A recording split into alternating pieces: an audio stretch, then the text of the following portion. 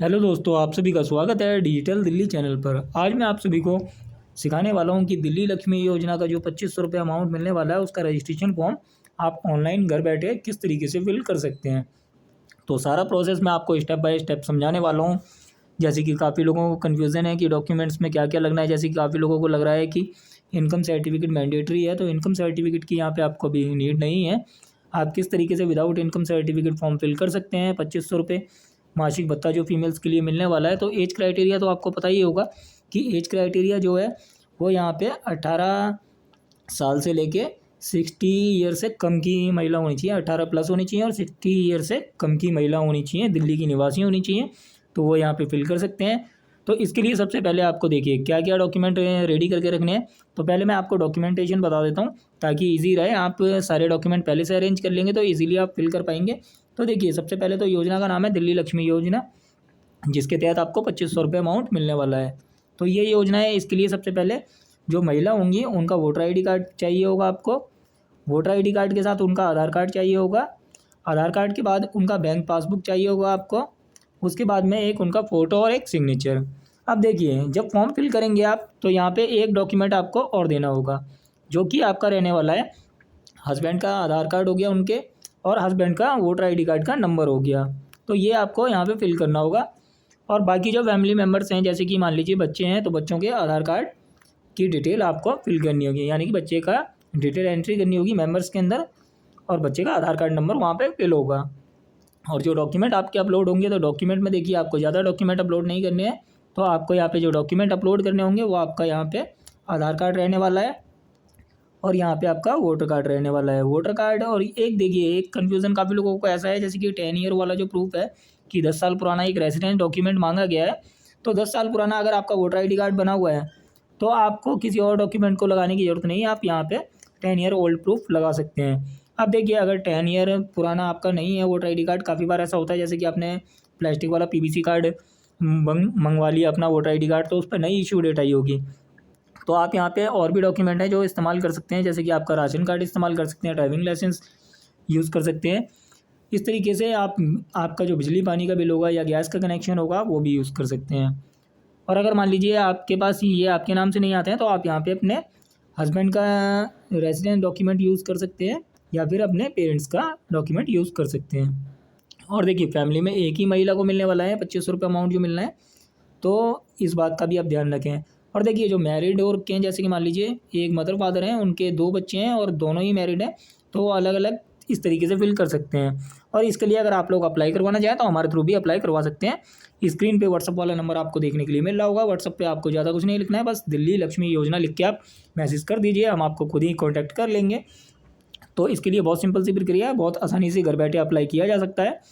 तो मैं पूरा प्रोसेस अब आपको एक्सप्लेन करता हूँ। तो गूगल में आपको सबसे पहले सर्च कर लेना है दिल्ली लक्ष्मी योजना। इसके बाद आपको ये वाली वेबसाइट देखने के लिए मिलने वाली है। तो इस वेबसाइट पे आपको क्लिक कर देना है। तो जैसे ही आप यहाँ पे क्लिक करते हैं आपके सामने इस तरीके से पेज ओपन हो जाएगा दिल्ली लक्ष्मी योजना का।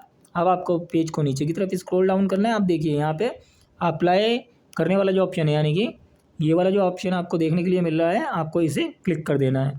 तो यहाँ पे आप जैसे ही क्लिक करेंगे आपके सामने रजिस्ट्रेशन फॉर्म के लिए ऑप्शन आ जाएगा। अब देखिए जिन लोगों ने रजिस्ट्रेशन कर लिया है तो उनको यहाँ पे रजिस्ट्रेशन नंबर बनना होगा और जो पासवर्ड क्रिएट किया है आपने वो पासवर्ड फिल करना होगा। पर यहाँ पे हमारा नया रजिस्ट्रेशन होना है, फ्रेश आवेदन कर रहे हैं, तो इसके लिए हमारे को जो नीचे ये आपको रजिस्टर नाउ का बटन देखने के लिए मिल रहा है, आप इसे क्लिक कर देंगे। तो जैसे ही आप रजिस्टर नाउ पे क्लिक करते हैं आपके सामने रजिस्ट्रेशन के लिए इस तरीके से फॉर्म ओपन हो जाएगा। अब आपको यहाँ पे ज़्यादा कुछ नहीं करना है, ज़्यादा बस सिंपल सा है, आपका जो आधार कार्ड का नंबर है वो यहाँ पे फिल कर देना है और जो आपका आधार कार्ड पे स्पेलिंग है आपको वो यहाँ पे फिल कर देनी है इस बॉक्स में। इसके बाद में देखिए फीमेल्स के लिए है तो फीमेल्स ऑटोमेटिक फिल है, यहाँ पे आपको इसे ये लॉक कॉलम हो जाएगा। इसके बाद आपको यहाँ पे जो आपकी आधार कार्ड पे डेट ऑफ बर्थ है वो फिल कर देनी है इस बॉक्स में। देन आपको ये जो कैप्चा बॉक्स देखने के लिए मिल रहा है, जो कैप्चा कोड है ये कैप्चा कोड आपको इस बॉक्स में फिल कर देना है। जो आपको नीचे चेक बॉक्स दिया गया है यहाँ पे ये वाला कैप्चा कोड फिल कर देना है, फिर आपको कंटिन्यू कर देना है। तो कंटिन्यू करने के बाद आपको एक OTP कोड मिलने वाला है आपके नंबर पे। मतलब इसके आगे जैसे आप मैं एक मिनट फिल करके ही दिखा देता हूँ आपको थोड़ा सा, जैसे एक तरीके से मतलब आपको जैसे ही फॉर्म में इसके कंटिन्यू करेंगे तो आपको आगे स्टेप में मोबाइल नंबर डालना है और आपके नंबर पे एक OTP कोड आ जाएगा, सेंड कर देना है। तो यहाँ से हमने ऑलरेडी यहाँ पे रजिस्टर्ड कर लिया है, इसलिए मैं आपको डायरेक्ट लॉगिन करके दिखा रहा हूँ। तो लॉगिन वाले click here to login button पे मैं कर दूँगा click here to login button पे क्लिक करने के बाद अब हमारे यहाँ पे हमारा जो रजिस्ट्रेशन नंबर है वो रजिस्ट्रेशन नंबर यहाँ पे फिल करना है और पासवर्ड फिल करना है और ये वाला कैप्चा कोड फिल करके यहाँ पे सबमिट बटन पे यानी कि साइन इन कर लेना है। तो हम साइन इन करते हैं। आप जैसे ही साइन इन कर लेंगे तो आपको इस तरीके से आपकी डिटेल देखने के लिए मिल जाएगी, आपकी प्रोफाइल आ जाएगी, आपको रजिस्ट्रेशन नंबर और आपकी बेसिक डिटेल्स देखने के लिए मिल जाएंगी। यहाँ साइड में आपको यहाँ पे देखने के लिए मिल रही होंगी सारी आपकी डिटेल्स। तो यहाँ पे आपको सारी डिटेल्स आपकी देखने के लिए मिल जाने वाली हैं। तो अब हम सीधा सा नीचे की तरफ स्क्रॉल डाउन कर देंगे। अब देखिए नीचे की तरफ हम जैसे ही स्क्रॉल डाउन करते हैं हमारे को 3 ऑप्शन देखने के लिए मिलने वाले हैं। तो 3 ऑप्शन में हमारे को जो अप्लाई करना है, तो अप्लाई नाउ वाले बटन पे हम यहाँ पे क्लिक कर देंगे। तो हम जैसे यहाँ पे क्लिक करते हैं, इसके बाद में पेज को नीचे की तरफ स्क्रॉल डाउन करना है। अब यहाँ पे कुछ क्वेश्चन पूछे गए हैं, जैसे कि हमारे से सबसे पहला क्वेश्चन पूछा गया है कि आप दिल्ली के 10 वर्षों से निवासी हैं, तो हमारे को यस कर देना है यहाँ पे। इसके बाद आपकी इनकम 2.5 लाख से अधिक नहीं होनी चाहिए। अगर आपकी 2.5 लाख से इनकम अधिक है तो आप ये फॉर्म नहीं फिल कर पाएंगे, तो आपको इस वाले कॉलम को नो करना है। इसके बाद में आपको देखिए 12 महीने में आपकी जो इलेक्ट्रिसिटी कंजप्शन है, यानी कि आपका जो बिजली की खपत है वो 2400 यूनिट से ज़्यादा नहीं होनी चाहिए, तो आपको यहाँ पे भी नो कर देना है। इसके बाद में अगला ऑप्शन जो है कि यहाँ पे आपको किसी भी अन्य विभाग से पेंशन नहीं मिल रही हो, तो आपको अगर मिल रही है तो आप यस करेंगे। तो यस में अगर मान लीजिए ऑलरेडी आपको कहीं से पेंशन मिल रही है तो आपको ये वाला 2500 रुपये नहीं मिलने वाला है। यह उनके लिए है जिनको किसी भी प्रकार की कोई सहायता नहीं मिल रही है, तो आपको इस वाले कॉलम को कर देना है नो। इसके बाद 5वें ऑप्शन में भी हमारे को नो सेलेक्ट कर लेना है। हमारे फैमिली में जैसे कि मान लीजिए कोई भी गवर्नमेंट एम्प्लॉय नहीं है, तो हमारे को यहाँ नो कर लेना है। इसके बाद जो अगला ऑप्शन है कि आपके पास 4 पहिए का वाहन नहीं होना चाहिए, तो आप इसे भी नो करेंगे। इसके बाद में आपको देखिए इस वाले ऑप्शन को लेकर काफ़ी सारे लोगों को कन्फ्यूज़न है कि क्या आपके 3 से अधिक बच्चे हैं। तो देखिए अगर हैं तो आप यहाँ यस करेंगे और नहीं है तो नो करेंगे। यहाँ पे बाउंडेशन कहीं नहीं दी गई है कि जैसे कि काफ़ी लोगों को लग रहा है कि 3 से अधिक अगर बच्चे होंगे तो यहाँ पे रजिस्ट्रेशन फॉर्म नहीं फिल कर सकते हैं। तो देखिए अगर होंगे तो आप इसे यस कर देंगे और नहीं है तो आप इसे नो कर देंगे। सिंपल सा ऑप्शन है, यहाँ पे कोई इस चीज़ को लेकर कन्फ्यूज़न नहीं होनी चाहिए। इसके बाद में जो आखिरी ऑप्शन है यहाँ पे पूछा गया है कि आपके खिलाफ़ कोई मतलब क्रिमिनल केस तो नहीं है, तो अगर जाहिर सी बात है क्रिमिनल केस नहीं होगा तो आप इसे भी नो करेंगे। तो हम यहाँ पे सारे कॉलम कर देते हैं फटाफट से टिक। इसके बाद में आपको आगे फॉर्म फिल करके दिखाते हैं कि आगे आपको किस तरीके से फॉर्म फिल करना है। आप अपने घर पे बैठे ही मोबाइल के माध्यम से बहुत आसानी से फॉर्म फिल कर सकते हैं।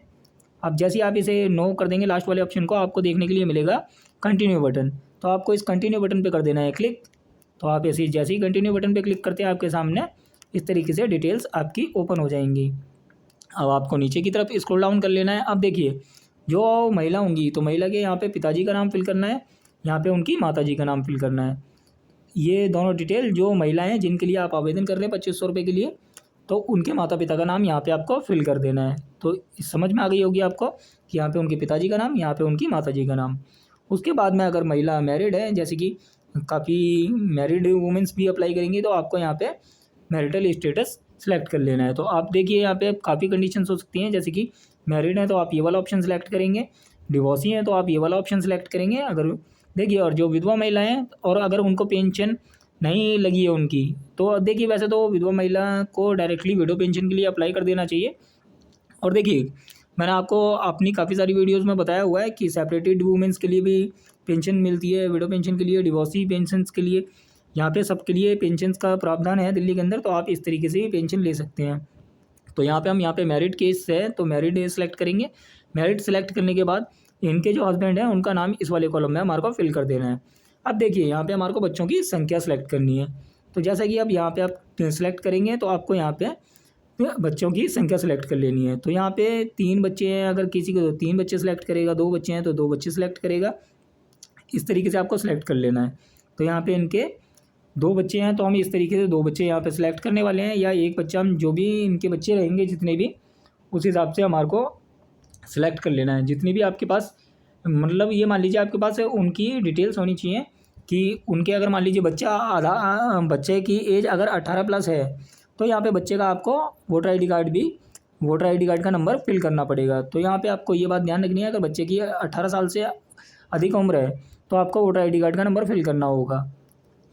तो ये वाली चीज़ हो गई। इसके बाद में देखिए एनुअल इनकम, जिसको लेके काफ़ी लोगों को कन्फ्यूज़न है, जो कि ये वाला कॉलम है।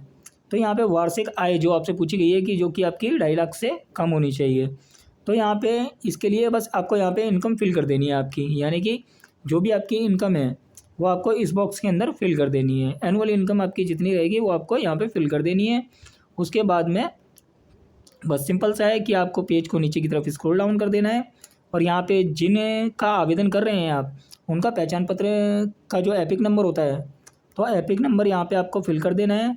इसके बाद में उनका जो एड्रेस है, करंट एड्रेस आपको यहाँ पे फिल कर देना है। करंट एड्रेस फिल करने के बाद उनका जो आधार कार्ड पे पिन कोड है, यानी कि जहाँ पे रह रहे हैं आप, वो पिन कोड फिल करेंगे और विधानसभा आपकी सिलेक्ट कर लेंगे। असेंबली जो रहती है आपकी, यहाँ पे असेंबली आप जैसे ही सिलेक्ट करेंगे उसके बाद में डिस्ट्रिक्ट आपकी ऑटोमेटिक सिलेक्ट हो जाएगी। उसके बाद में आपको यहाँ पे आपका सब डिवीज़न सिलेक्ट करना होगा।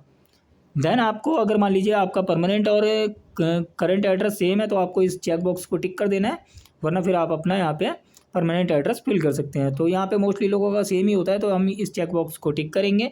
जैसे ही हम इसे टिक करते हैं इसके बाद में हमारे को आगे कंटिन्यू बटन देखने के लिए मिल रहा है, तो इस कंटिन्यू बटन पर हमारे को क्लिक कर देना है।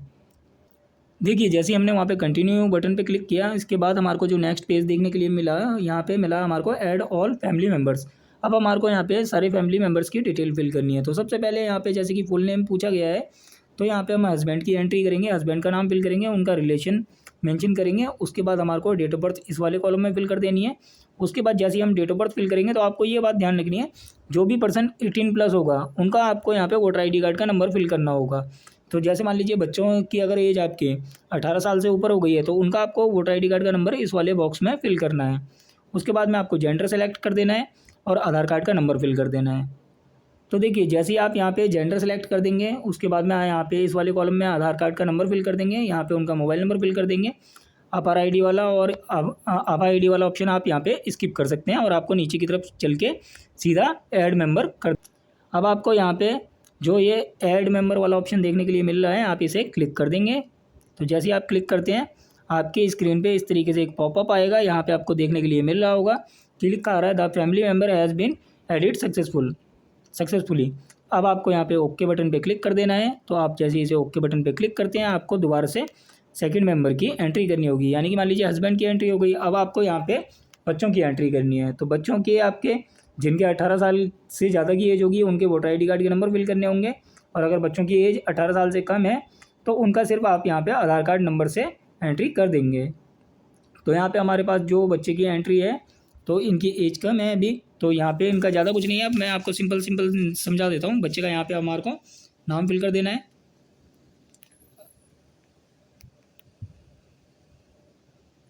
तो यहाँ पे हम बच्चे का नाम फिल करेंगे। उसके बाद में बच्चे के साथ यहाँ पे जो रिलेशनशिप है यहाँ पे हम सन लिख देंगे, सिलेक्ट कर देंगे। अब बच्चे का डेट ऑफ बर्थ सेलेक्ट कर देना है हमारे को।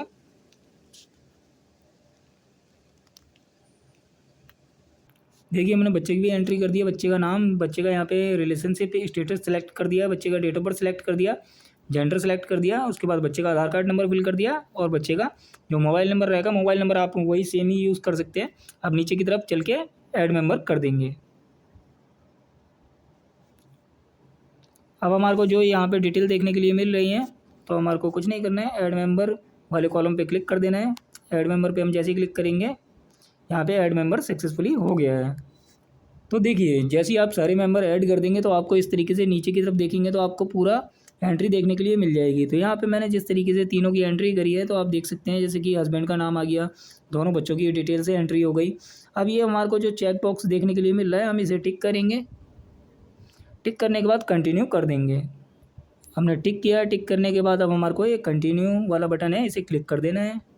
तो जैसे हम क्लिक करते हैं अब हमारे को यहाँ पे इनका जो बैंक अकाउंट है उसकी डिटेल फिल कर देनी है। तो बैंक अकाउंट नंबर आपको फिल करना है और बस आपको जो आपका IFSC कोड है वो फिल करना है।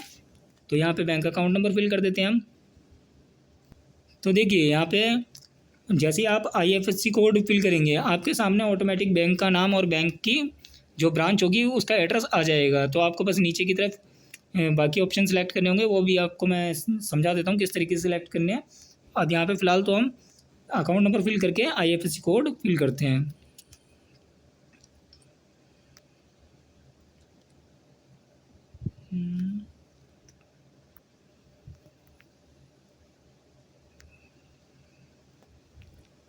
तो हम जैसे यहाँ पे डिटेल फिल करते हैं, हमारे सामने हमारा यहाँ पे जो बैंक का नाम है वो नाम आ जाएगा, जो बैंक का एड्रेस है वो आ जाएगा। इसके बाद हमारे को कुछ नहीं करना है, नीचे की तरफ देखना है। अब ये देखिए ऑप्शन, ये वाला बहुत इंपॉर्टेंट ऑप्शन है। तो देखिए जो आपको 2500 मिलने वाला है, तो जो सबसे पहला ऑप्शन है ये वाला ऑटोमेटिक सेलेक्ट होगा, आपको इस बात को ध्यान रखनी है। तो ये वाला ऑप्शन ये है कि अगर जो आपको 2500 आएगा वो सीधा आपका एफडी में चला जाएगा सारा अमाउंट। तो आपको ये वाला ऑप्शन अगर रखना है तो आप ये वाला ऑप्शन रख सकते हैं। और अगर आपको सेकंड वाला ऑप्शन रखना है कि 1500 आपका अकाउंट में जाए और 1000 रुपये वॉलेट में चला जाए, तो आप इस तरीके से ये वाला ऑप्शन सेलेक्ट कर सकते हैं। और ये देखिए 36 महीने के लिए बुक हो जाने वाला है आपका ये एफडी में या आरडी में। जैसे एफडी तो नहीं होगा, ये आरडी होगा, क्योंकि रिक्यूरिंग डिपॉजिट हो जाता है। जैसे मंथली पैसा सबमिट हो रहा है तो वो आरडी होता है वो। तो यहाँ पे आपको 2500 रुपये पूरा का पूरा आरडी में रखना है या फिर आपको 1500 रुपये रखना है, आपको ये अपने अनुसार सेलेक्ट कर लेना है। तो हमारे को यहाँ पे ये वाला ऑप्शन सेलेक्ट करेंगे, 1500 हमारा आरडी में जाए और 1000 रुपये वॉलेट में चला जाए। इसके बाद में हमारे को जैसे हमने टिक करा, ऊपर वाला टिक आप देखेंगे हट गया है एकदम, जो कि हमारा पहले से ऑलरेडी सिलेक्ट था। ये वाला ऑप्शन हट गया है क्योंकि हमने इसके नीचे वाला ऑप्शन सेलेक्ट कर दिया है। तो अब यहाँ पे हमारे को जैसे ये वाला ऑप्शन हमने सेलेक्ट किया, अब इसके नीचे वाला ऑप्शन देखेंगे तो ये जो चेक बॉक्स है आपको ये भी टिक करना होगा।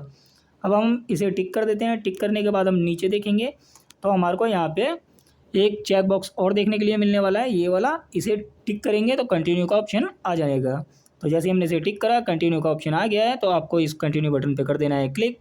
तो आप जैसे ही कंटिन्यू बटन पर क्लिक करेंगे, इसके बाद में आपको डॉक्यूमेंट अपलोड करने होंगे।